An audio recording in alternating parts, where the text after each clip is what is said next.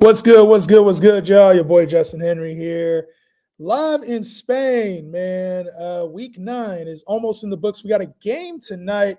We got the Cardinals and the Cowboys. Should be a shootout, even with Jacoby Brissett in place. Obviously, I know there's probably some people waiting on tonight. You got, CeeDee Lamb, Dak, George Pickens, Javonte. We got Marv on the other side. Maybe starting Jacoby Brissett, Trey McBride.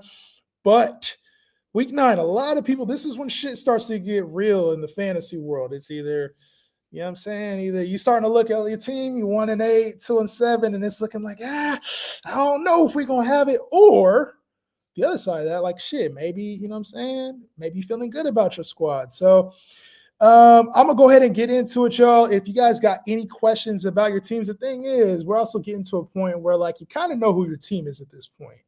And for everything that week 9 was, it wasn't predictable. Like we saw, the defensive touchdowns, we had randoms getting in the end zone. Like, I don't know. This, like I said, we say this every year, but I feel like this season's been fucking weird, bro. Maybe it's just me, but I feel like this season's been weird. How y'all living, man? Anyway, I'm gonna get into the comments, get into some of my thoughts on week 9. If you guys have individual questions about your team, the chat is open up. I'm gonna answer supers and member stuff first. I'm going to get to everything else. But if you guys got questions specifically about your team, let me know. If you got hoop questions too, I'm going to get in a little bit of hoop here at the very end. But yeah, it's been, if you're like, hey, Jahan, where you been at? Your boy been, your boy been living. So last time I was on was before week 9 I was on. And over the last week, I actually went to Montenegro, which is in Africa. So Montenegro. I went to Morocco, which is in Africa, and spent 3 days out there. So I was in Morocco this week. That's why I did not come on. I was more than busy this week. So I was in Morocco. Cool ass time out there, man. And like I said, if you're not following along, I post some of the stuff, not even all of it, but I post some of it on IG if you're looking for me. All right. My king, finally back, bro. We needed you. You know what? It's glad to be back. And like I said, this season, I wish I could be on a lot more. It's just, I wish I could be on more. I did have a chance to watch all of the games this week, except for the night game last night. I didn't get a chance to watch that one, Kansas City Buffalo, and I think that was a hell of a game from what it looked like. But I didn't get a chance to watch that one. So I saw the box score. I'll probably be a box score watcher from that one. But I did get a chance to watch the rest of the games because it's nighttime, right? The games don't come on until 2:00 my time. Like tonight, I got to stay up until 2:00 to watch the game. So it's a little different, bro. I'd say like if you've never been overseas, and for those who have been overseas, like sports is one of those weird things, especially being from like the West Coast.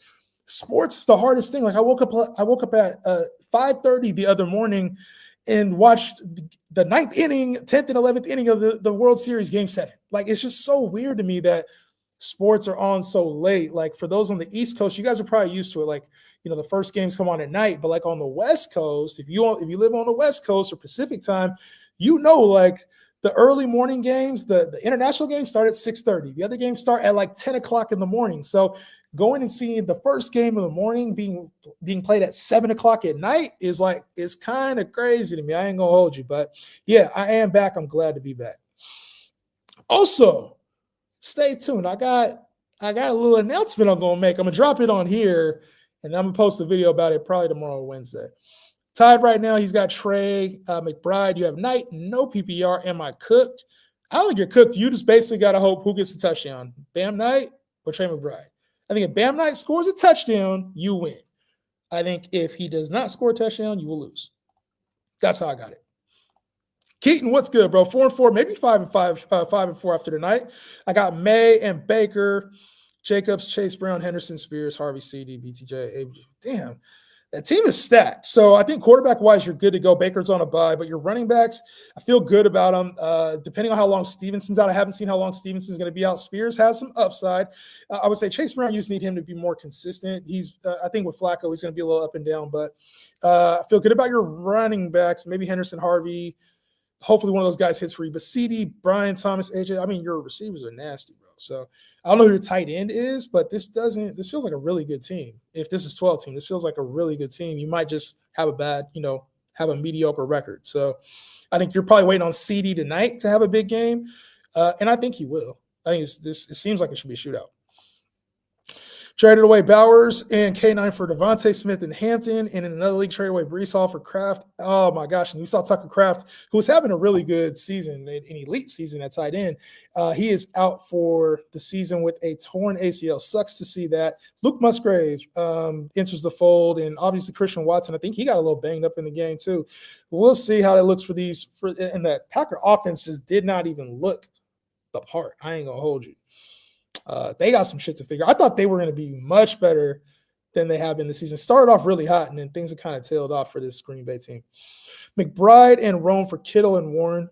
My RBs are Dehan and Benson when he's back, and my receivers are Pittman, BTJ, Garrett Wilson, Rome, and DK. McBride and Rome. And I'm going to go back through. If I skipped over you, like Breema, I see you. I skipped over you. I'm just going to go through member stuff first because I left the chat open, so I'm going to get to it. But I'm just going to go through member stuff first.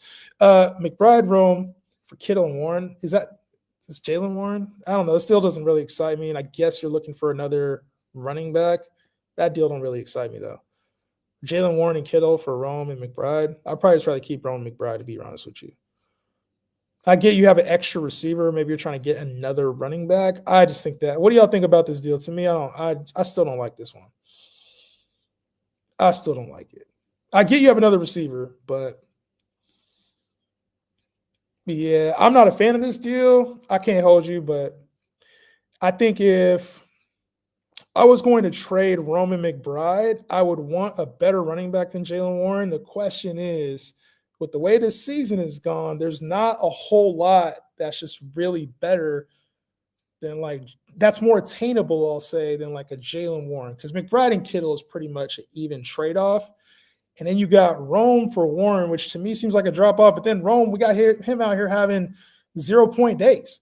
So it's not the worst deal in the world, especially as the season goes on. I want to make sure I touch on that too. As this season goes on, trades can be a little bit more lopsided because we have fewer games. Does that make sense? There's a little bit less room for error. So I'll talk about that here in just a minute. Actually, I'll talk about it right now. But when it comes to trading right now, okay, you've got to be a little bit more open to losing a deal when it comes to name-wise, because you're trading right now for 5 games in the regular season. 8 games total. 8 games total, right? 10 through 17 if you make it to the championship. And in the next 5 weeks, you also have to factor in, does any one of these guys have a bye? I think George Kittle – the Niners have the bye already? I can't remember. George Kittle, I think, has the bye coming up. Rome's already had his bye, and the Cardinals just had their bye. So, damn, when is the Niners bye? I do not know that. Niners, are they next week? Niners bye is, I think it's 14. Niners got the bye in 14. So, I think you got to eat the bye for Kittle is another thing here. I don't really like this deal. And the Cardinals. Yeah, Cardinals already just had their bye. So Jaylen Warren had his bye back in. I don't like this deal, bro. Just gonna keep it real with you. But I just fucking cut myself off mid-thought too, didn't I? When it comes to trading, damn it, Jay, fuck the clip up. When it comes to trading, I'm gonna talk about it later. You don't have to go basically what I'm trying to say is that the points that matter now, it's not a full season's worth of points. Now say the points are different, between Jaylen Warren and Rome Odunze. Say it's a 3-point difference, let's call it, and Jaylen Warren outscores him by 3 points a week. That's only 5 games worth. It's not the same impact as season long. So it's okay to take a slight dip in a trade if it's positional, if it's pretty even, and you like the deal. It's okay to take a slight L in a deal for either a couple of things. Number one, if you trade one of the players that you're trading in the deal to your opponent and they have a bye, excellent time to take an L in the deal.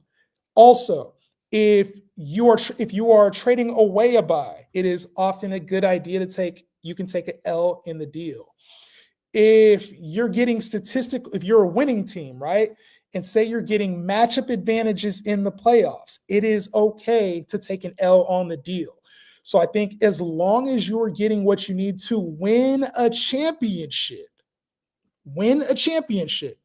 it is okay to take an L on a deal. That's the only time that I recommend it.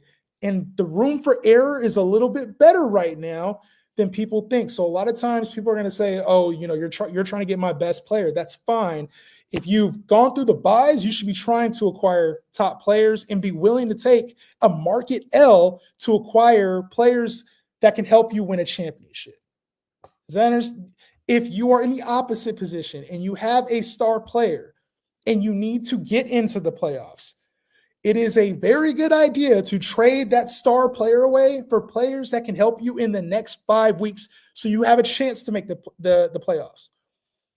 The main thing is this. We just saw Jaden Daniels go out. We saw Tucker Kraft go out. Players, we saw Jaden Daniels go out. We saw Tucker Kraft go out. We see players all the time that get hurt. The other thing that happens, we saw Rome Odunze drop a goose egg in the game. We saw Jonathan Taylor, Jahmyr Gibbs, Bijan Robinson. These guys all had under 15 fantasy points. It happens. So over the course of 5 games, you can get similar production, or maybe it only affects you 1 or 2 weeks. Like, out of that deal, it does not hurt you the same. So my biggest point in this is get what you need to make the fantasy playoffs, because the end goal is not to win a trade. The end goal, win your championship. My little spiel on that. But just know, if you're trying to make moves, it's not the end of the world right now. If you have 3-6 record, or 2-7 even, is not a death sentence. 2-7, you still have an opportunity to make the playoffs. You have to just get there to make a champion, unless you're in a 4 teams make the playoffs. But most leagues, are 6 teams make the playoffs. Seeing you on Yahoo TikTok this week, I couldn't believe it. Way to go, Jahan. Appreciate you, bro. Yeah, I've been with Yahoo over the course of this entire season. So I've had videos with them starting since week 1. And yeah, it's been a good relationship so far. I can't complain. So thank you, bro. Appreciate you. Yeah. Was on there and, putting in a lot of work. Been on there, been on Bleacher Report this year. So yeah, it's been a good relationship so far. Hate to say it, J-Ham, but my fantasy season is over. Lost last week and going to lose this week unless Dak and Lamb are able to put up 51. If they don't, Dak and Lamb could put up 51. If they don't, I'll be 2-7 and officially eliminated. How are you officially eliminated with 7 losses? In a 12-team league, you should not be, unless it's 14, like I just mentioned, 4 teams make the playoffs. 7 losses, you can make the playoffs at 7-7 in most leagues, right now at least. I don't think how you be officially eliminated unless your points are just ass. But I think 7-7, you should 7-7 in theory should still be able to get in. I've seen 6 and 8 teams almost get in. So I don't think 7-7 is on the cusp of getting in, depending on how the other teams are doing in your league. So, but I think Dak and Lamb 51 is not out of the question. You got Lamb with a 25-point day, and you get you get CD, with a 30-point day, and you get Dak with a 25-point day. That ain't out of the question. So, especially in a game like tonight, or for me in the morning. Hope all is well, Jahan. Feeling a little shaky about my running backs, Chase Brown, Kyren, and Warren Coleman Algier. Wondering if I should package one of the top guys with a receiver. Who would you target and go after? So honestly, like, your running backs are not bad. Like, you have Kyren, who is a top 12-ish type. You have Chase Brown, who is an RB2. Jaylen Warren, who's an RB2. Your running back scenario is probably just as good as most people's. Now, we all like to think our team, and this is for 12-team leagues, we all like to think our teams are in the gutter, or like, my players are, when you have a bad record, it's easier to look at your players and think like, damn, I made some wrong decisions, or like, my players aren't playing well. But then, when you have a team that's winning, you're like, oh, I make all the right decisions. And I think that's the wrong mentality to play fantasy with. So right now what I'm doing is I'm pulling up exactly where all these running backs are, where Chase Brown is, Kyren is, Warren, Corum, and Algier after this week. Actually, I'm just going to go with the first 3 if this internet will work fast enough. Matter of fact, let me facilitate this process a little easier, bro, because this internet out here is shaky. All right. So starting with Chase Brown. Chase Brown right now is currently the RB. He's the RB 14. Chase Brown is. I know they have their bye coming up. Chase Brown RB 14, which is crazy. Ain't it crazy that Chase Brown is the RB 14 now? Kyren right now is the RB 12. Jaylen Warren is currently the RB 20.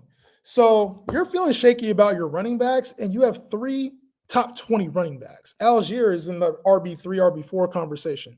Your situation is better than a ton of people. Okay. So that's the one thing is sometimes you got to appreciate what you have instead of looking over your shoulder. Like, I think your running backs are good enough. Like Kyren and Chase Brown are good enough if you have the rest of your roster stacked. Like if you got a good quarterback, if you have a great tight end, if you have some receivers. So unless you're really feeling shaky about Kyren and Chase Brown, you only need to start 2. You got a good backup in Warren. You could just be looking too much over your shoulder. I think you're solid right now with good name brand players. I think maybe you're just looking for like a little bit more. And if so, you could have Saquon, Derrick Henry, Jahmyr Gibbs put up 5 points the other day, 7 points, whatever it was. So just got JSN, Nico Flowers, Pearsall, Franklin at wide receiver. Was this the same? Oh, you got JSN, Nico Flowers. Yeah, I think you're fine, bro. If anything, you need to tighten up that wide receiver 3. That would be my Flowers, Pearsall. If anything, I don't think you need help more running back. I think you should keep your running backs. I think you need to somehow pair up 2 of them receivers and go get a better receiver for 4 and 5. I feel like Baker will bounce back coming out of the bye. I do. I think so. Any player props tonight, Mr. Content J. Hand? Listen, y'all, for some, has there not been enough content? I mean, it's not daily live streams, but like I put out videos, bro. This week I didn't have as much, but I've been putting out videos. I've been live at least once. So chances are, and some people only see, I haven't been putting out as much bets this year. So you're right about that. I have not been doing as much bets and much like starts and sits, but yeah, you're probably right. I need to do more content. I can't, bro. Not this year. I tried, bro. I tried early on and it was like I'm trying to do way too much while I'm in Europe. Family and shit. Sorry. But I will have some extra content this week. This season's made me hate fantasy. Shit feels like a chore than a hobby. Yeah, this year has been like, I would say this has been a trying year because your typical names have struggled. We've seen a lot of injuries. I mean, this has been a difficult season fantasy wise, even for me. Like, I've been playing fantasy for years. You guys know this. I've been playing fantasy for like 20 years and over 20 years. And this season, like my teams are all like 3-5, 4-4, 5-3. I don't really have a team that's just outside of my dynasty team, which is like 7-1 and loaded. I don't really have a team that I just feel like ultra good about. In order to have like an 8-0 team right now, you probably needed to have like Christian McCaffrey, Jonathan Taylor, JSN, Puka Nacua. You probably had to have either one or some combination of those players because we've seen literally everybody else has had duds. Like Jamar Chase had a slow start to the year. CeeDee Lamb was injured for a portion of the year. Bijan has had some dud games. Jahmyr Gibbs has had some dud games.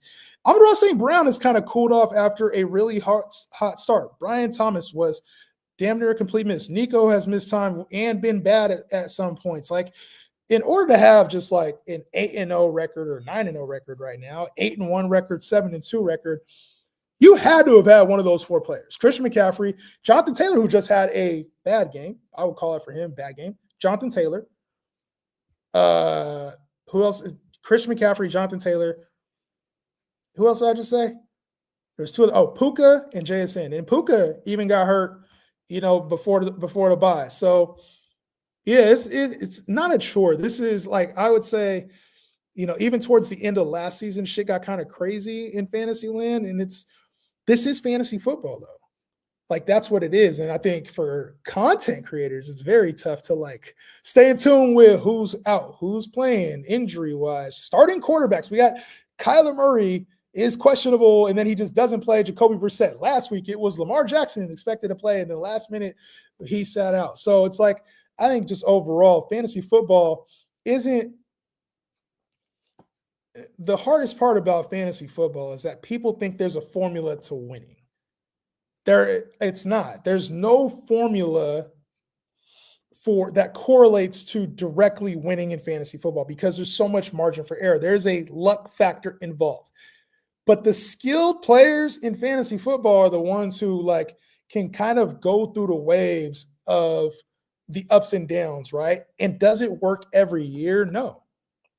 This is one of the years where if you played like kind of my style is a winning style of fantasy football. I'm not going to hold you. Like, it is what it is.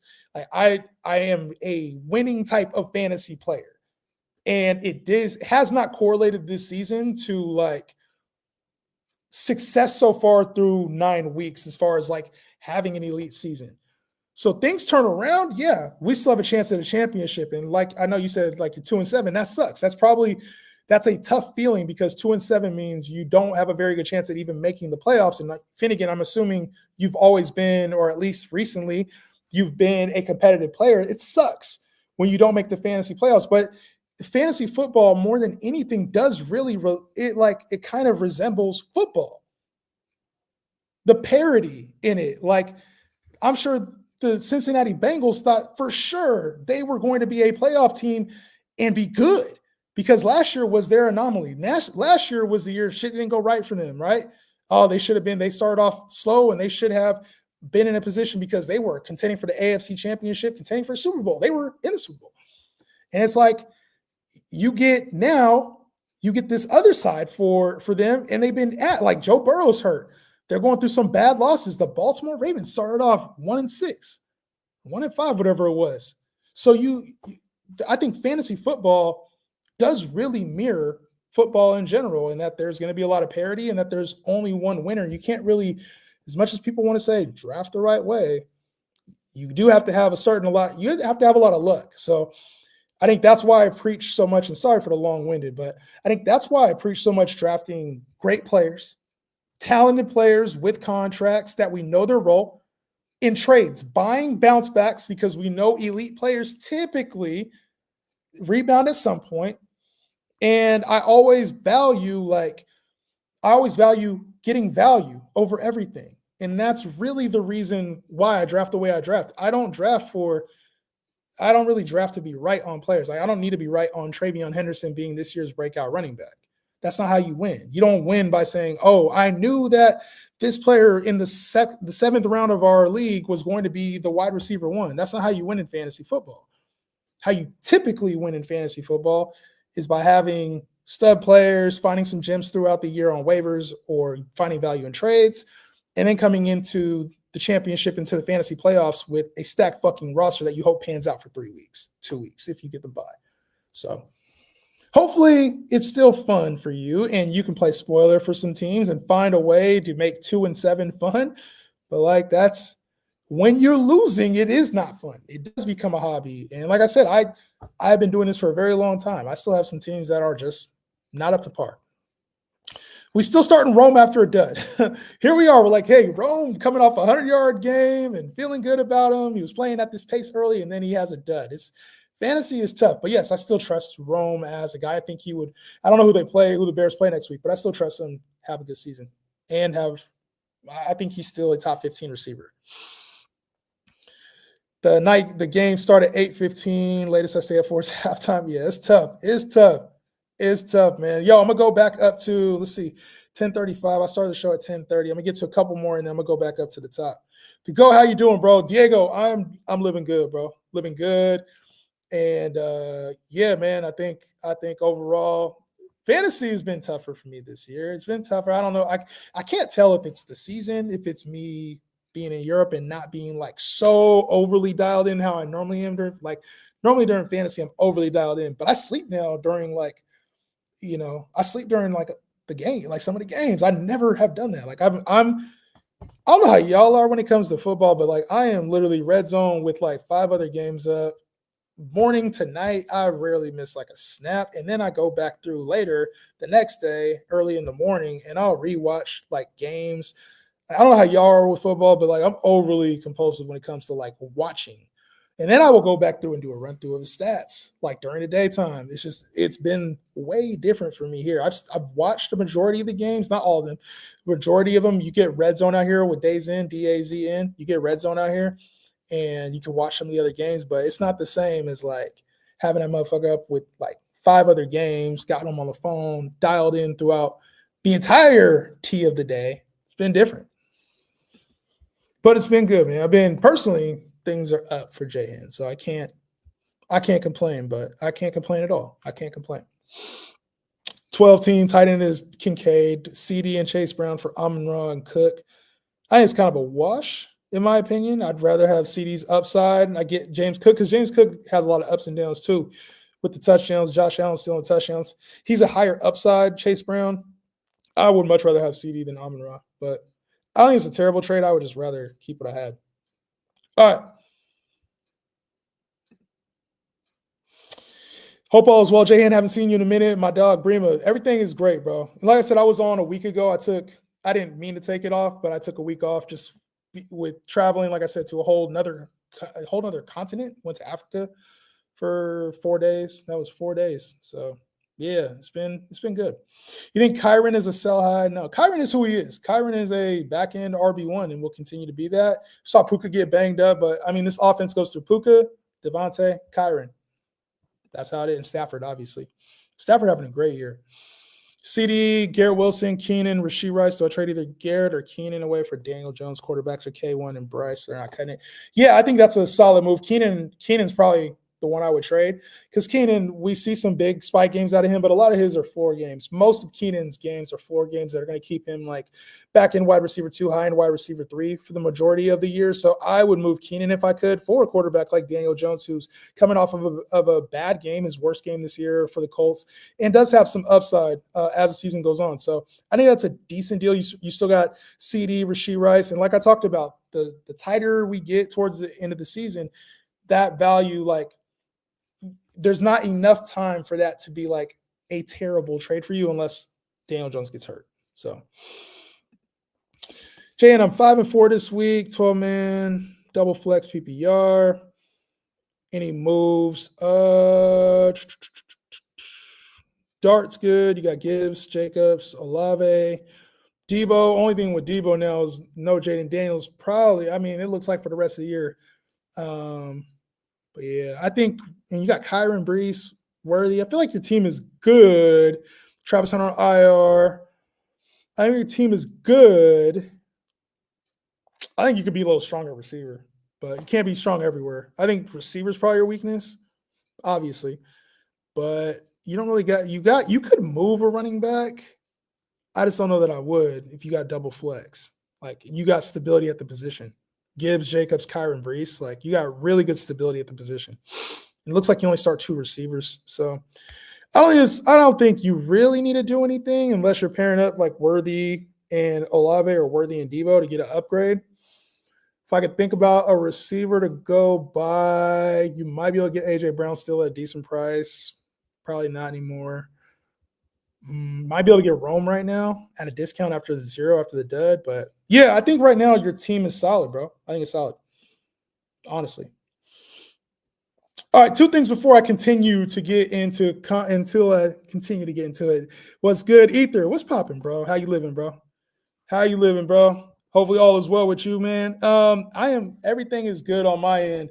Couple announcements I'm gonna make right now. Number 1 is, I think I already told you guys, I'm in Spain right now, but I will actually be at the Commanders and Dolphins game, which is going to be a fucking dud now.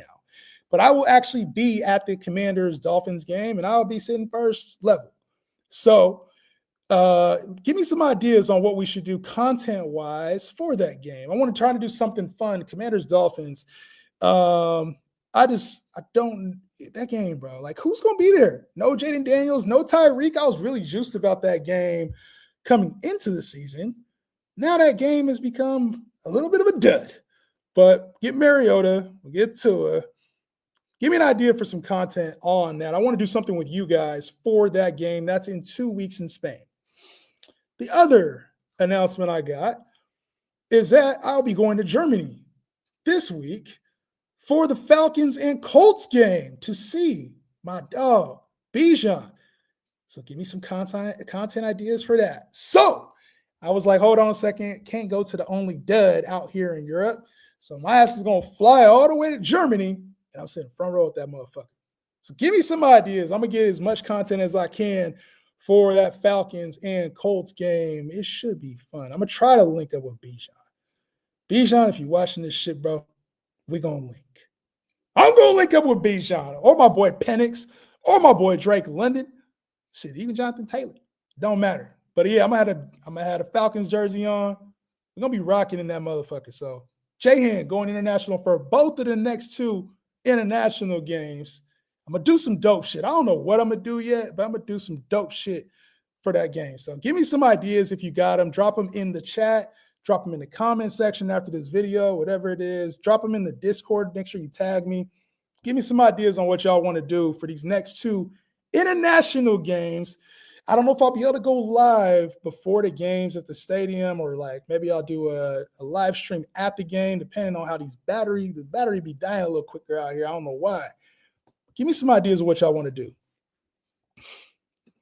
Drop Mason Taylor for Colson Loveland. I mean, shit, you could drop Mason Taylor right now. You're not really going to feel the effects of that. Colson Loveland, intriguing because he beat his season total in 1 game. So now we're talking about a player who, has a little bit of motion. Cole Kmet was out. I don't know if he came back to the game. I saw he left the game. But we see Colson Loveland, when you get a game-winning touchdown, you're going to get more opportunities. So I think Colson Loveland is just Mason Taylor's on an anemic offense. We see the Bears put up 40 points. I know it was against the Bengals, but put up 40 points. Like, I think that's a good move.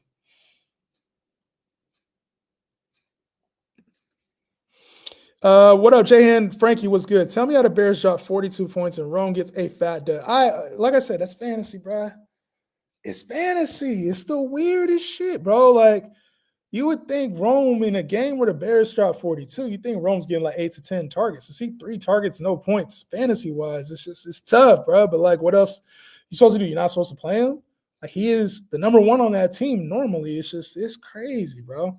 The fantasy football, I would swear, like, fantasy football, it's frustrating. It's fun. I know everything, and then I don't know shit. Like, there's so much with fantasy football. I think that's why we all love it. It's because we all are experts until we're not. We know exactly what's going to happen, and then we know nothing that's going to happen. It's funny, man. And it's funny because, like, I dropped a video talking about trades on IG and TikTok.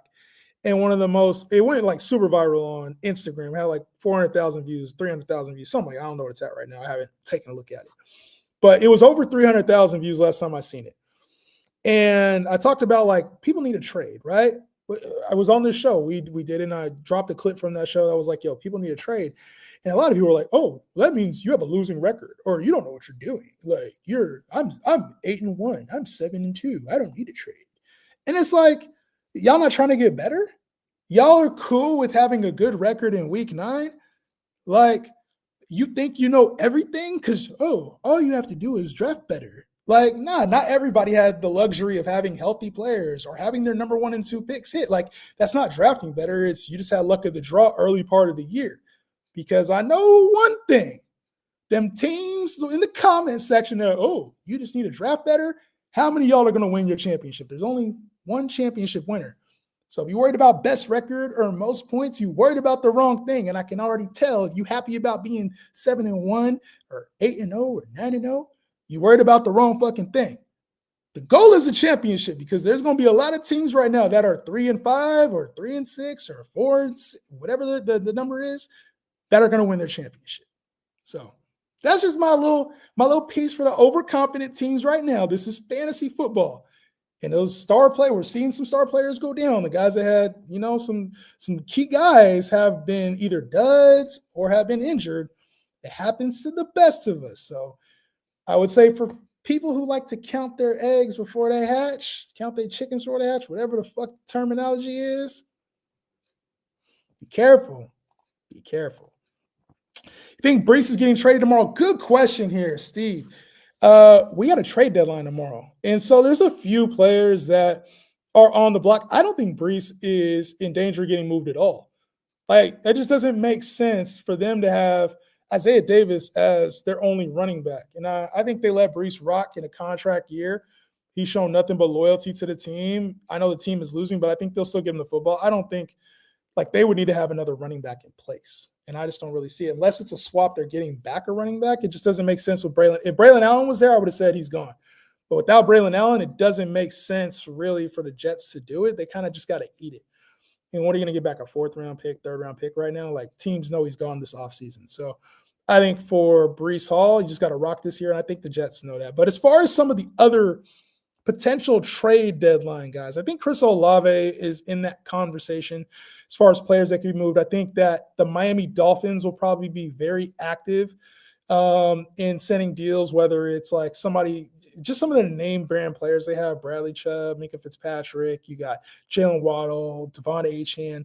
There have been rumors already about some of these guys. I could see somebody getting moved here very soon. Achane seems like a name that probably would get moved to the right team. And then I also think there's probably going to be at least one surprise deal, but probably on a more minor scale. I just don't really see a whole lot of big names like Brees getting moved, especially just because at running back, a lot of teams are figuring things out. Like the Chargers got Kamani Vidal. Your Trey Benson's going to be coming back for the Cardinals. I think when it comes to like the Texans, they just lost C.J. Stroud. Who knows what their playoff situation looks like, right? So I think it has to be like right situation. I just don't really see a need like the Chiefs got. You got Kareem Hunt, Rashard Smith, and you got Pacheco coming back in a couple weeks. So I just think for sure, I don't really see a huge deal with Brees Hall. I think the Dolphins do something. I think some of these teams that are like losing will probably do something. Some of these middle tier teams will probably make moves, but I don't know if it'll be all like the offensive side of the ball fantasy wise. We'll probably get one or two.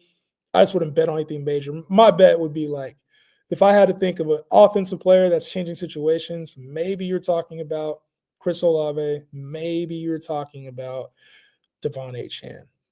I kind of think Waddle's going to stay there. And I kind of think Brees Hall is staying with the Jets. That's just what I think.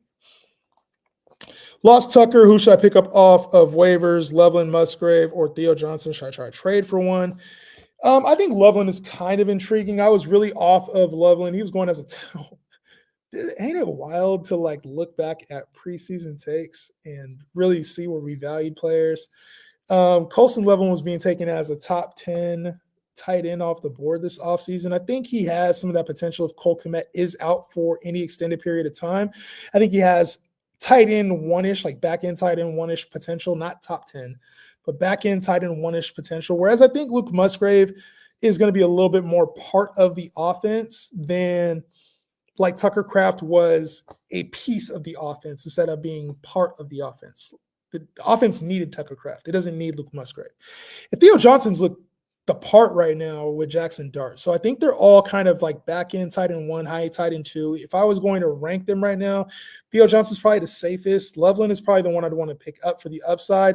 And then if I miss out on the other two, I think I would get Luke Musgrave.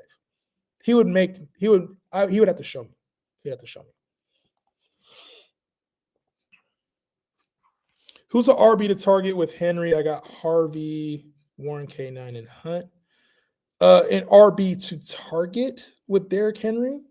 I think if you could go after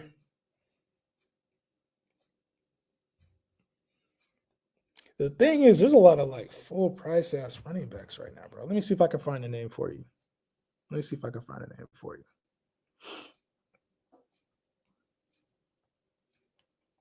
So at running back, if I were to look for a name that you could get right now, Genty comes up, but he's still like top 12-ish.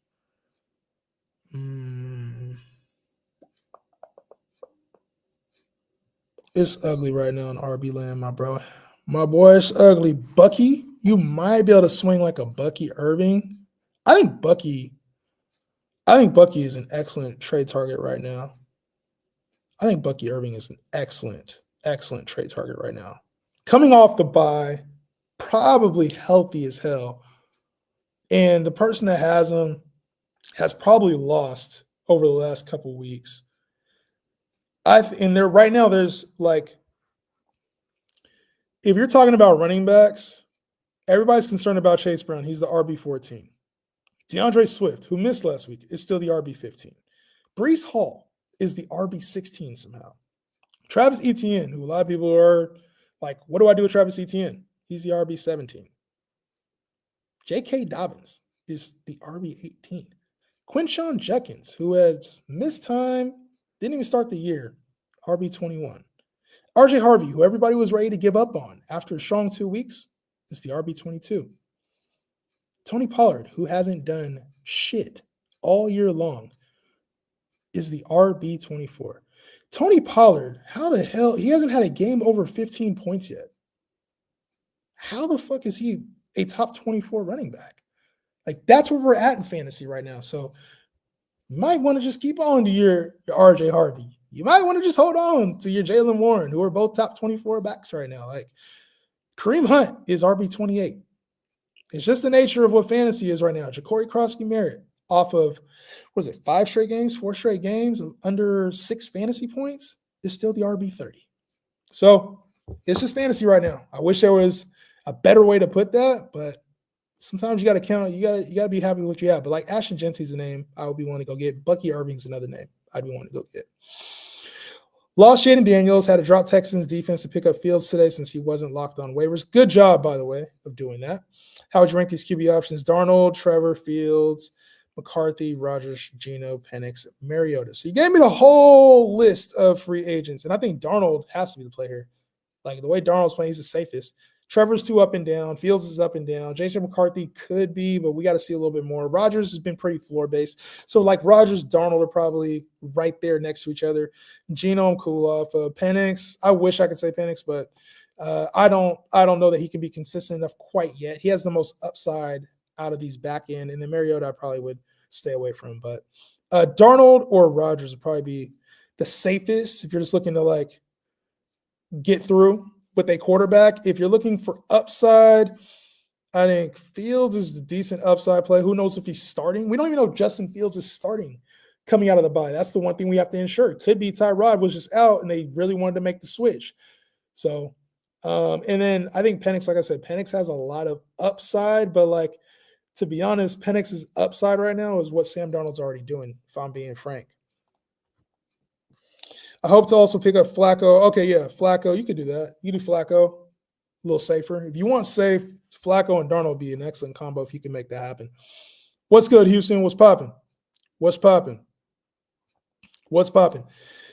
Should I be comfortable starting Penix or put Fab on Darnold? I would go, like I said, I would go Darnold. I would go Darnold. And Stroud is out. He's probably gonna be out with a concussion. Jason was good. 3-13 with league median. And like I said, Jason, see, we talking about fantasy. My boy Jay Engel, Jason been elite at fantasy betting. Like, I know Jason knows his shit. You're talking about a guy who, like I said, he been rocking with me for a cool minute. And just from our interactions, I know Jason been winning. Like, he's a winner. 3-13 with league median. You feel me? Like, it's been that kind of year. So strong players could have bad seasons in fantasy football. It just happens, bro.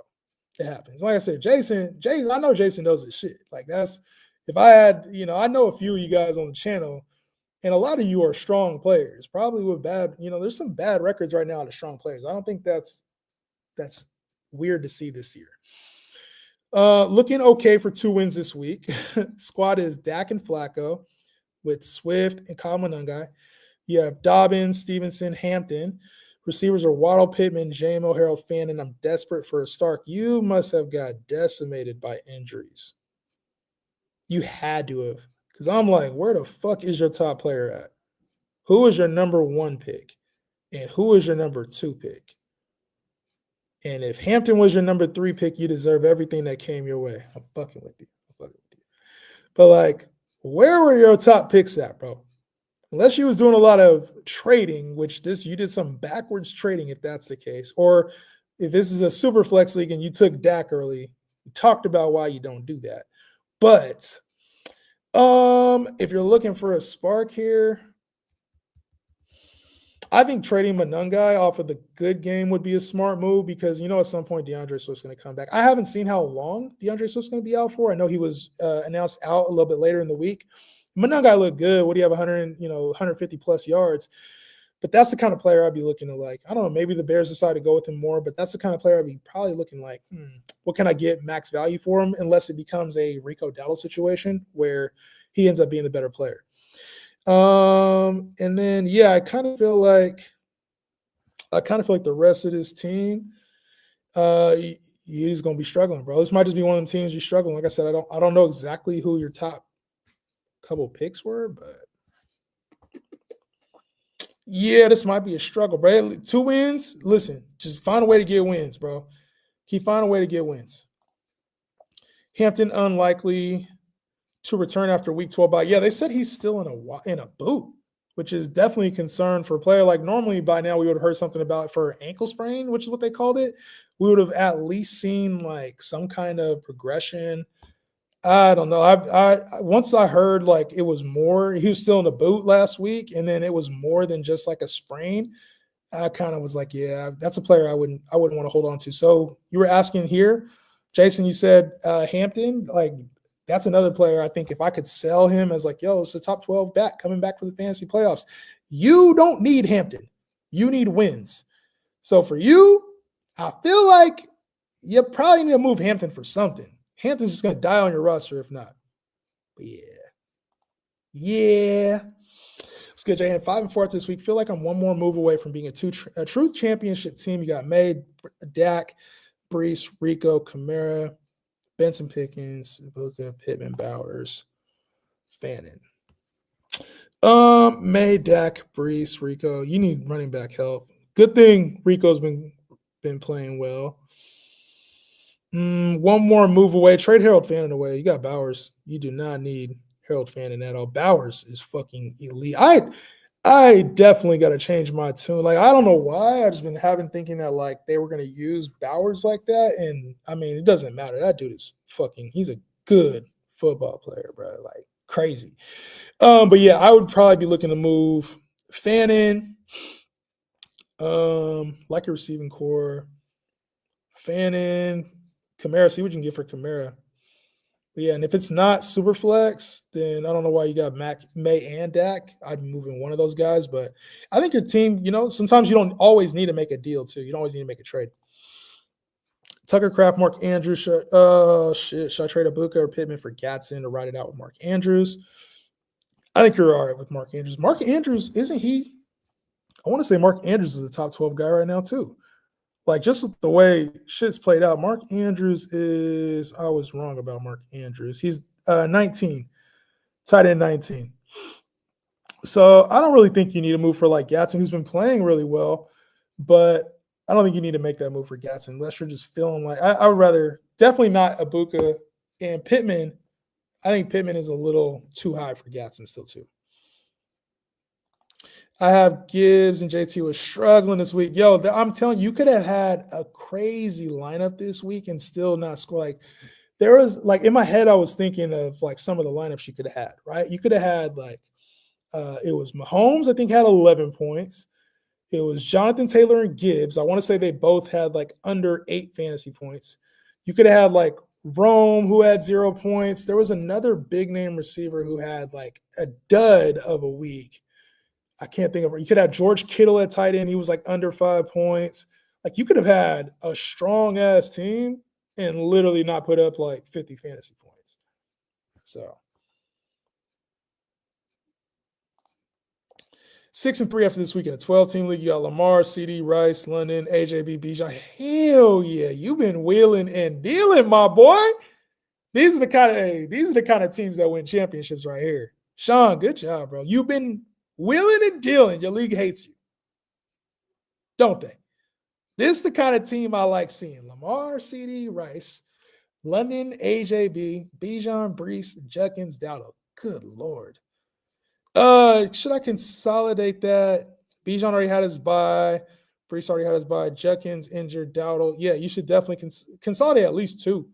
At least two. And then you can keep your receiving core. But yeah, you can do two for higher end. Definitely a high end RB, bro. You got room to work with on this team, bro. You got 4 receivers. You're locked and loaded, dog. Good job. But definitely you can definitely consolidate. Any trade strategies you recommend? Josh Allen, Henry, Hunt, Spears, Marks, Collins, Jason, Goddard, Munganai, Golden, Myers. Any trade strategies you can recommend? I think when it comes to trading, like one of the strategies that I do recommend is looking at teams that need help. Like, I think a lot of times people try to trade with their own team in mind and think that they can't get a deal done. It's like it has to be a fleece or finesse for whatever reason. It's like, did I cook on this trade? Did I win? And it's just like, not every deal needs to be like that. You got to find a way. You're 6-3. So what the 3-6 teams and the 2-7 teams are looking for right now is, how can I make the fantasy playoffs? At 6-3, what you're looking for is, how can I have an elite team going into the fantasy playoffs? So right now, what you have is you have Derrick Henry, who is your core at running back, but you also have Kareem Hunt, Tajay Spears, Woody Marks. So you have an RB2 problem, right? You have Collins and JSN with Matthew Golden and Jacoby Myers. You have a wide receiver 3 problem. So right now, my main focus, if I had this team, would be, okay, how can I either address my RB2 or my wide receiver 3 and make it much stronger? The best way to do that is by looking for somebody who is way down in the rankings, and or maybe having a bad stretch of football that people are down on and like, I don't know, can I start that guy this week? Best example that comes to mind is Rome Odunze. That's the best example that comes to mind. He had 0 points, right? So unfortunately, you don't have necessarily the receivers like Matthew Golden, Jacoby Myers aren't going to get you much in the trade market. But you do have a player like Kyle Monangai, right? And you have Kareem Hunt. Both of these 2 running backs, you might be able to go to the team that is, 3-6 and say, hey, look, you got Rome Odunze. He had a bad week. What's it look like if I give you Kyle Monangai and another piece? I don't know if that's going to work. I'm just trying to expand your mind a little bit on ideas. But like Kyle Monangai and another piece for Rome Odunze, or finding players, that trade is not going to work. And I know all the fucking comments that watch this will say it. But that's my point, is like trying to find either a strong RB2 or a strong wide receiver 3, because you're 6-3, because a majority of your players have already had their bye. JSN, Collins, Derrick Henry, and Josh Allen already had their bye. Dallas Goedert just had his bye. So you're already in a very good position. I would be trying to make that one starting spot a little bit stronger. One, you don't have to address both. You don't have to get the strong RB2 and the strong wide receiver 3, one of them. And then that also makes, once you are able to make that deal, now it makes your waiver wire hunt much easier, because now you're like, oh shit, what do I prioritize? Do I prioritize my wide receiver 3? Do I prioritize trying to find a running back 2? Sometimes consolidation helps you find what you need on waivers a little bit easier. I'm not saying it's foolproof, but it helps. So I think if you're 6-3, you got a couple major holes, I would say. I think RB2 is a major hole for you. Wide receiver 3 is a major hole. You need to be able to find the answer to that sooner than the fantasy playoffs. 6-3, deeply just lost Kraft, Musgrave, Juwan Johnson, Mark Andrews. So if I lost Tucker Kraft, the immediate one is Luke Musgrave. That's like the immediate 1-1. Juwan Johnson played well this weekend. I don't know that fully trusts me with Tyler Shook. TJ Hawkinson is probably the best bet here. He's going to be a little erratic, but I liked what I saw out of JJ McCarthy this week. I think Hawkinson be my pickup out of these. 6th place last season in my league was 9-6. God damn. Yeah. Is there a chance BTJ produces this year? Absolutely there is. Travis Hunter's out. I think there is. It's just tough to say that it's going to happen. But yes, it could happen. There's always a chance. If y'all really, really, really, really, really think about what you're asking right now, is there a chance he produces this year? The Jaguars have played 8 football games. That's it. There are still 9 more football games to go. And, last season, when fantasy counted the most, I know it sucks because you have to get there, but when fantasy counted the most, Jonathan Taylor had one of the best 5-game stretches you would have seen. And we didn't see that the early part of the year. So to say, is there a chance that somebody produces? It's a full season. Brian Thomas over the second half of the year was much better than he was in the first half of the year. Last season, even, en route to a top 5 season. So, yeah, I think there's a strong chance he produces at some point this year and figures things out. He's a talented player. I think he's just going through either a slump. Trevor's not as good as I thought he'd be. I think it'll happen, though. Players don't stretch anymore. Probably is that in regards to, like, injuries. How many of them have been injured? Subject and any moves I should make 7-2 right now. Jazz Falcon feeling good about his squad. I'm 7-2. But look, who's the player? In order to be 7-2, 8-1, 9-0, you had to have certain players. JT is on this team. It's like you had to have Jonathan Taylor, Christian McCaffrey, JSN. Maybe, and I don't even know, like I said, I don't even know Puka if you would have had that record right now. I like your squad. I don't think this needs a move. I don't think this team needs a move. You're good. And Tucker Kraft can go. He tore his ACL. He's out. Any NBA stuff? You guys got any NBA stuff? I'm gonna try to get through all the comments that came through right now. 11:27. I'm gonna try to get through. I do gotta get going.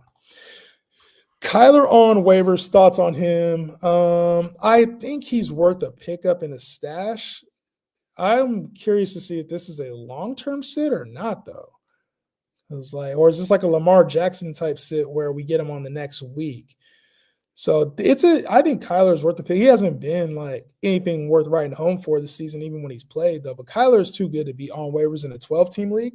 I think if I needed a quarterback, I would just, worst case scenario, you got him as a backup. And you can just see how the next 2-3 weeks play out. If he starts next week, I think he's still good. But crazy to think Kyler Murray got benched. I don't think that's the case for Jacoby Brissett. That would be one of the more intriguing moves in football this year. So saw with Justin Fields, maybe teams are saying, hey, but Kyler's had success in the league, passing the football, having good seasons. That would be a very interesting move if this is directly correlated to the starting spot. I think it's more injury related. They said that he might even play in some capacity tonight. So I'm just curious to see what that all looks like in the game. So thoughts on him? I would pick him up right now just in case we get a major update before the game, during the game that says, oh, hey, Kyler's going to come back to his normal role next week. This is just them giving him extra time on a short – they don't want him to have a short week. They want to give him a little time to recover. Like, just in case during the game, they're like, oh, Jacoby started the game, but he got hurt. There's Kyler again throwing for fucking 300 yards and 3 touchdowns against Dallas randomly. So I'd pick him up at least before the game starts. If Kyler's on waivers and you can pick him up, like, you have no L with that. And then get more information as today goes, the trade deadline goes. Because if Kyler doesn't start today and the Cardinals have no intention of keeping him, like say they lose to Dallas today and they have no intention of keeping him, that would be, I mean, it'd be a surprise deal, but maybe a team makes a move for him. Maybe a team that needs a quarterback makes a move for him. You just never know in the NFL. You never know in general in sports. So my thoughts on him is that he's a talented player that should be on a roster. It shouldn't be on waivers in 12-team leagues, but wouldn't that be interesting if Kyler Murray somehow got like traded? Curious about that. I don't know. Just put a own thought in my mind. I hope he doesn't. I mean, I don't like, you know, a team that could use Kyler Murray right now? The Washington Commanders. What if Kyler Murray went to the Washington Commanders back with Cliff Kingsbury? Knows the offense. They need a quarterback. They're a good enough football team to justify that kind of move. I mean, Mariota's been playing well. I don't know if that's the case for them, but that would be – and that would probably cause long-term issues as well. Nah. I'm 6-3, just lost Kraft. Who are some tight ends I should look to trade or go add? Fannin or Musgrave? Also, what could I get for Swift? Looking to upgrade running back. I think it's going to be hard to move Swift right now after the game Kyle Monunga I just had, but he's a top 15 back. You should be able to command at least a strong enough player. I wouldn't move DeAndre Swift for anything less than him being a top 15 back until Monunga shows that he's better than Swift. Like Swift comes back next week and runs for 100, you're going to be mad you trade him for the low. Add Fannin or Musgrave. I think I'll go Fannin over Musgrave for now if he's available.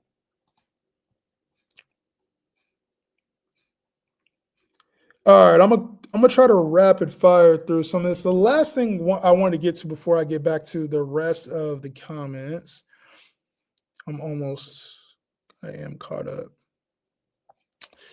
I want to drop this take real quick, but Luka Doncic, Luka is on a historic pace right now, and the numbers he's putting up are crazy. He missed time, obviously, dealing with a couple injuries, but he's averaging 41 points a game, almost 12 boards a game, 8 assists a game, a steal a game. He's top 10 in points, rebounds, and assists. And he's had the most points to start a season, first 4 games, since Wilt. Like, it's easy to forget really who Luka is as a player. Like, Luka is 5-1 right now, MVP-wise. Why? Why is Luka 5-1 to win MVP? That literally makes no sense to me. On a team that's probably going to be top 3 in the West, for sure. LeBron's not even back yet. But Luka took this Mavs team to the NBA Finals with just Kyrie. And that was fat Luka. That was out of shape Luka. That was drinking beer Luka. He took time to lock in this offseason. And I think the one thing we got excited about as Laker fans, as NBA fans last year was like, oh shit, LeBron's got to play with Luka. Like, this is going to be a match made in heaven. The one thing I think we forgot is that Luka is a fucking dog. And Luka is about to change. Like, he has a real opportunity to be averaging like 35-point triple-double this year. It literally could happen. And especially if the team does trade like LeBron, or if there's, LeBron does come back, things are going to open up for Luka. I just think that, like, we're not giving Luka the credit he deserves. Everybody's talking about Wemby, or like Shai's going to run it back when it comes to MVP. And like, Wemby deserves all the love he's getting right now. Jokic is an MVP candidate every year. But Luka 5-1 is wild right now for a team that is going to have a very good record in the Western Conference. And to be honest, has a legitimate chance at going to the NBA Finals this year. Everybody thinks it's all through OKC. The Rockets are probably going to be a very, very tough out. The Spurs are the young up-and-coming team. They're going to be a tough out. But the Lakers have 2 players that have championship pedigree. 2. Bron and Luka, at least for now. And Luka, I don't think we're really factoring in what kind of season Luka's going to have right now. The revenge tour is real when it comes to Luka. It's real. And I think that injury, kind of like seeing Wemby start and forgetting a little bit about what Luka really can do on the court. When he was with Dallas, he was averaging 33, 9, and 9 just the year before last. He's in better shape now, finishing games. He understands the offense now. Luka is going to have a crazy season. I think 5-1 is insane right now. Luka MVP, Lakers championship. Though I know I'm a Laker fan, but like those may be more locks, not locks. Those are way better bets right now than they look. So, Luka, that's my Luka spiel for today. Like, just don't forget, like, Luka is that dude. I think it's easy to forget because he didn't play that way towards the end of last year and the drama, but like Luka was sad last year. Y'all seen it? Like, Luka was sad. It's called him fat. He was missing time. Like, he was out of shape. Luka was sad last year. Luka looks back. And this looks like the best version of Luka we've ever seen, which is crazy. This is the best version of Luka we've seen. Holy shit. So, all right, let me rapid fire through a few of these, man. And then I'm going to get out of here for today. I went with the Jaden and Terry stack. In one league, I'm cooked. Yeah, my boy. It's ugly. It's ugly right now. So the way my league works is real life NFL draft. Your draft position is how you finish. So the better you were, the later you are in the draft. Oh, damn. It's tough. And this year, that back end of the first was ugly. Unless you got Puka, it was ugly. Brian Thomas, A.J. Brown, Nico, College Chase Brown. Who the fuck was at the back end of that first round, top of the second? Derrick Henry. It's been kind of ugly. Dylan Harper, I missed multiple weeks. Damn, they need De'Aaron Fox back in the most major way. I watched 3 games at a time, 3 screens. I feel like that's the only way to go. You think Kittle and McBride are similar tier rest of the season? Yes. Absolutely, I do. Absolutely, I do.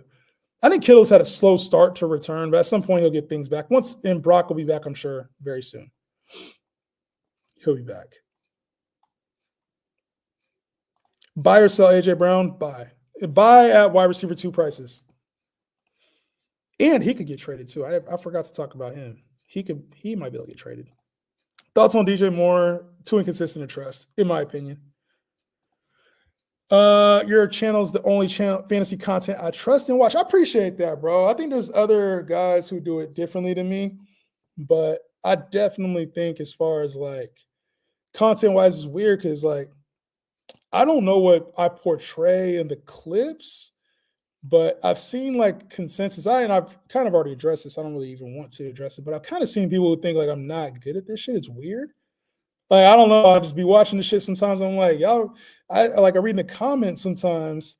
They'll be like, oh, this guy's a joke. And I'm like, what have I ever portrayed outside of maybe a couple bad takes that like I said in a different voice? But like, I don't really come on with like gimmicks. My shit's not like a gimmick. So I've always like kind of thought that was weird. I never really did shit for like clicks. I never made you wait to the last 60 seconds to get the player. I never like, just drop shit content-wise just for the sake of content. I used to make like funnier content with fantasy guys. I thought that was fun though. Like doing more to sounds. That's back when TikTok was like mostly sounds. And I love music. So I always thought that was cool, like turning trends into relatable fantasy advice. I miss doing that actually. It just doesn't get the same type of love it used to in the past. But yeah, I appreciate that. You know what I'm saying? And maybe on YouTube, like I feel like on YouTube, we go through a lot, like going through the games, talking betting, talking, the players. So thank you for that. It's good to hear that. It's just weird because like I've never understood the people who are like, this guy doesn't know what he's talking about. He's a joke. I was like, of all channels, I don't know. I just be feeling like I feel like Joel puts out content that's like obviously like stat driven. And then like a lot of the other fantasy guys put out a lot of the same like start and sit content. Start, sit these players week 9. Here's who you start. Basically, bad matchup here, start this player. Good matchup here, bench play. Like I feel like it's not a lot of people who like dissect the game. I feel like I try to dissect like fantasy, how to win. You know what I'm saying? Like more so than like most other creators. And maybe that's the shit that people don't want to hear. It's not interesting, but I feel like that's the shit that I want to talk about is like, how do you win this motherfucker? That's really why you play. That's why I play fantasy. Commanders and Dolphins, the toilet bowl. You ain't fucking lying. That game is not fun. It is not. QB trials for the game. It looked like a fun. Hey, yo, I was like, oh shit, that could be like one of the higher scoring games of the week. And shit, it looks like ass. QB tryouts for the game. If I go out there, bro, and try to throw some shit, dog, break my motherfucking wrist. I see you, Keaton. Appreciate you, bro. He said, do I send Baker and Chase Brown for Bucky? I have May. If it's super flex, I'd say hell no. I don't think it's a bad move. Like, especially at this point of year, I could see what you're doing. You're like, I don't really need Baker. Drake May has not had his bye yet, though. So that'd be the only thing is to have a nice secondary option with Baker. Could be a good thing. But like Chase Brown and Bucky aren't that far off to me to where I feel like I would need to include a top 12 to 10-ish type quarterback. I think you could do better, but this is not a terrible overpay, in my opinion. I think this is actually, it gets you more rock solid RB2. I would say this is an overpay, but this is the time to make those kind of moves. I like this deal. I like this deal. I don't know if they would bite for it. Actually, I like this deal though. Chase Brown got a buy still. Only thing I'd be worried about is because you have, if especially I don't know your record right now. I can't remember off the top of my head, but you got Drake May on a buy in week 14? They got a 14 buy. The Patriots still have their buy. It's either 14 or 12. That's the only thing I'd be concerned about. Bucky's already had his buy. He's coming back healthy. I think that's actually not a bad move. I like it the more I talk about it.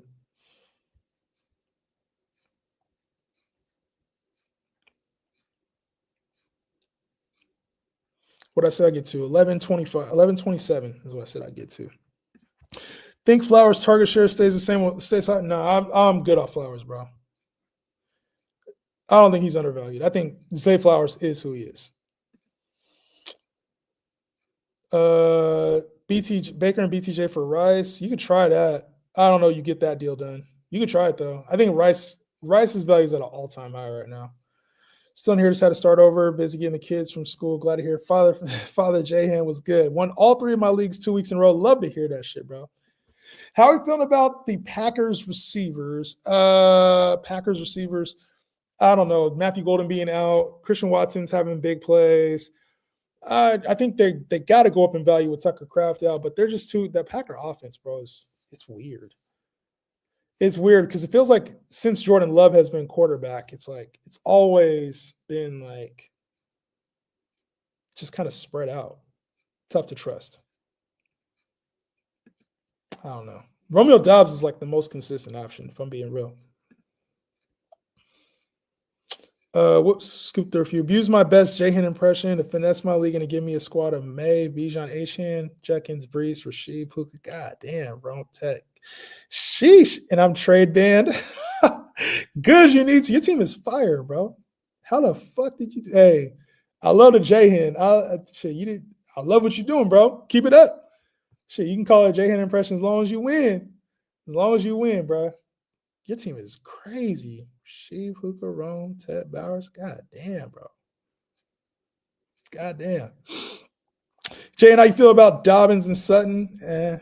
Broncos offense. I don't know. I'm not a big believer in the Broncos offense. It's like too hot and cold for me. But I think Sutton is a good, back end wide receiver too. I think JK is a good running back too. Brees stuff is just BS. Yeah, I don't think Brees gets moved tomorrow. 9-0 my $100 league. 9-0 CMC, Dallas Kamara, BTJ, Nico, London, Rome, Pittman, McBride. Should I look to get another RB? Yes, you should. I think you're good with CMC.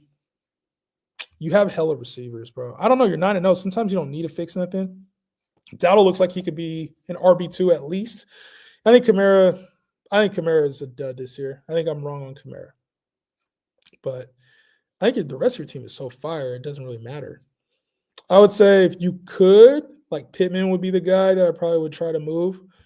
I think Pittman's like a top 15-ish guy. I think Rome's top 15-ish guy. But you have 3 top 12-ish type receivers. You can't get any trade value right now, BTJ or Nico. I wouldn't want to trade London. Has to stay on the squad. So Pittman would be the name I would try to move. I don't know if I could, but keep McBride, keep CMC. If you can get a better RB2, do it. But other than that, I think this team, don't rock the boat too much if you don't need to. Should Kobe Miles be moved? Bold move for me is that Kyler gets traded. I like that. See, I wish I would have seen this so I could give you kudos on this, but I think that's an excellent theory. It just depends to who. Good job. You probably said that before I did. Sounds like you did at least. T. Higgins, Shaheed, which one should I move for a wide receiver upgrade? Sutton, GP, Debo, T. Higgins, Shaheed, which one should I move for a wide receiver upgrade?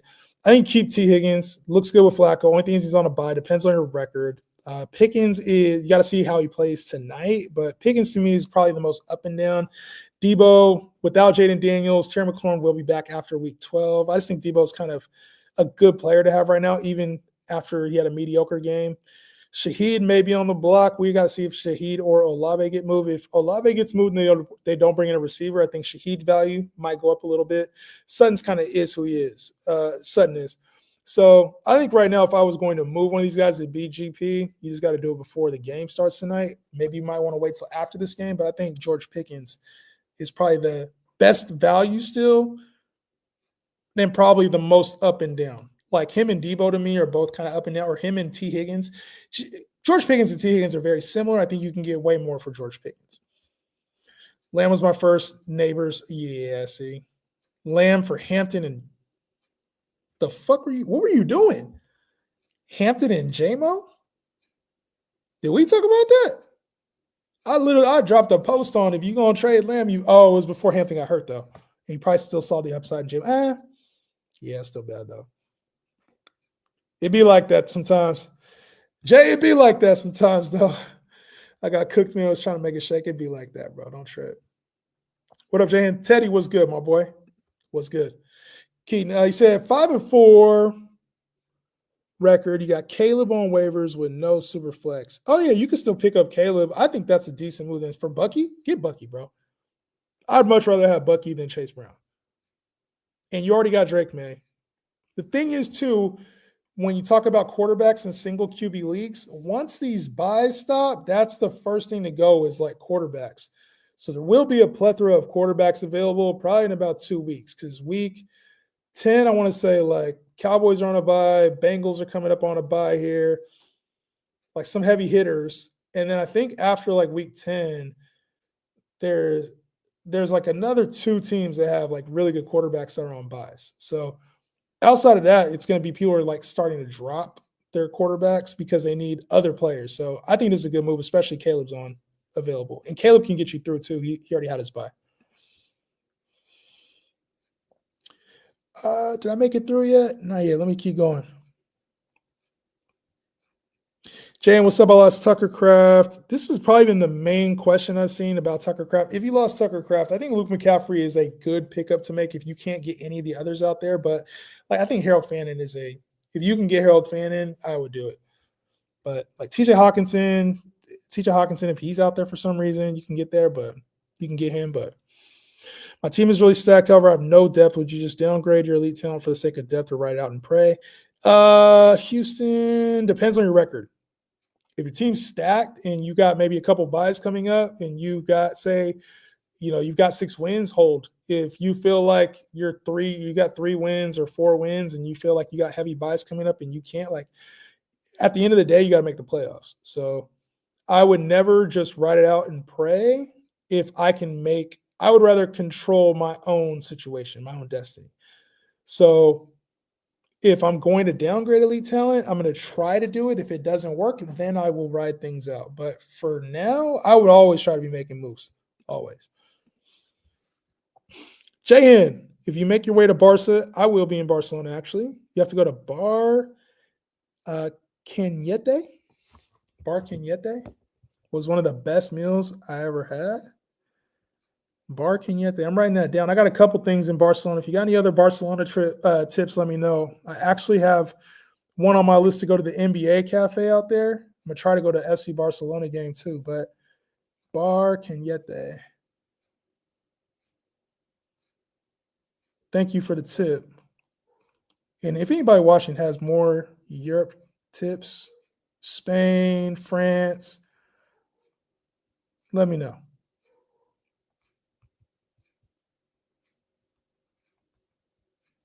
Barcelona food. All right, bet.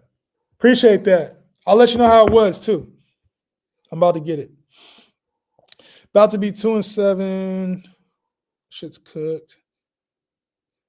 JT. You got JT in your 2-7? How? CD? What? That doesn't make sense. Because CD was out 2 wins with JT? That's crazy, bro. We'll see. Hopefully he gets that 50 piece for you. But listen, y'all, hey, I'm going to get out of here for today. I appreciate y'all for tapping in with me, man. Been on for a lot longer than I thought I would. I appreciate the love. I'll be back tomorrow. I'm going to come in tomorrow. We can talk waivers. I got a waiver show I'm doing on Bleacher Report tomorrow. But after that, I'm going to go live again at night. And then I'm going to try to go either Wednesday or Thursday before the game this weekend. So if y'all cook up anything idea-wise for the Falcons game, drop it in the chat, drop it in the comment section of the video. Other than that, I will see you guys tomorrow. Peace out.